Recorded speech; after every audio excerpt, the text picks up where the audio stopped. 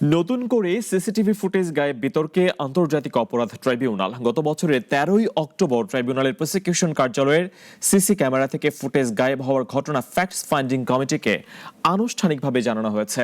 আজ সকালের ব্রিফিংয়ে এমনটা জানান ট্রাইব্যুনালের তথ্য প্রযুক্তি বিশেষজ্ঞ তানভীর জোহা। একই সাথে জানান প্রযুক্তি ব্যবহার করেও ওই দিনের ফুটেজ উদ্ধার করা যায়নি। এর আগে প্রসিকিউটর গাজী MH তামিমের কক্ষে আশুলিয়ায় 6 লাশ পোড়ানোর মামলার আসামি শেখ আফজালুল হকের পরিবার টাকার ব্যাগ নিয়ে যায় এই অভিযোগ করেন প্রসিকিউটর ABM সুলতান মাহমুদ।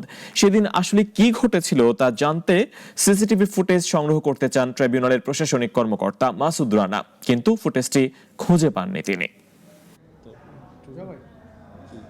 প্রাথমিক অবস্থায় সেখানে আমরা জানতে পেরেছি যে সিস লকগুলোতে যে হার্ড ড্রাইভগুলো থাকার কথা ছিল, পুরনো নতুন কিছু হার্ড ড্রাইভ সংযোজিত বিযোজিত হয়েছে। এটা তদন্তাধীন বিষয়, তো এটা আমরা ফ্যাক্ট ফাইন্ডিং কমিটিকে অবহিত করেছি। ফ্যাক্ট ফাইন্ডিং কমিটি থেকে বাকি ব্যবস্থাগুলো গ্রহণ করা হবে।